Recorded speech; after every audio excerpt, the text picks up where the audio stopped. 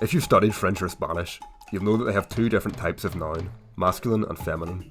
Bantu languages like Swahili can have over 15 noun classes, covering people, animals, tools, and long objects, but this doesn't even come close to the little known Tuyuca language. Tuyuca is spoken by a small number of people in Colombia and Brazil, along the border in the Amazon. It belongs to the eastern branch of the Tucanoan language family. This is what it sounds like. Paku, kwang makalinyanya no tiawu, makalinyanya no tiawu, jinyanya ngunya, tarotigu.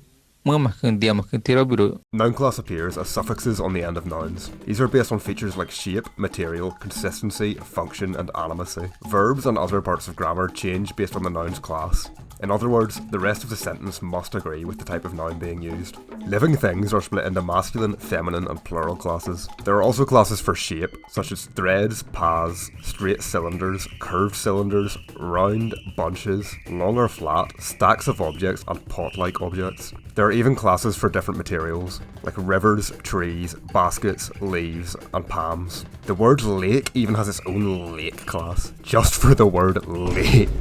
Some of these classifiers are really specific, like bark that does not cling closely to a tree, which can also include things like baggy trousers or wet plywood that has begun to peel apart. What?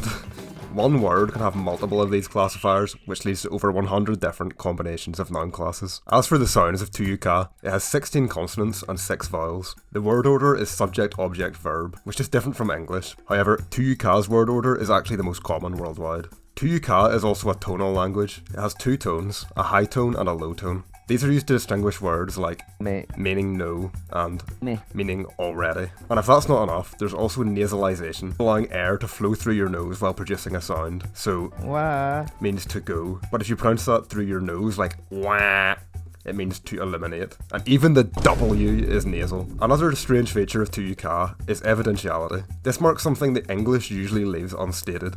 How do you know what you're saying is true? In English, you can just say whatever, but in Tuyuca, you need a source, and speakers have to mark whether they saw something themselves, heard it, inferred it, were told it by someone, or just assumed it. So you can't just say, run, there's a jaguar. You have to say how you knew that. And to add even more complexity, Tuyuca also has a feature known as mirativity. This indicates whether the speaker was surprised by something, or if they were already expecting it.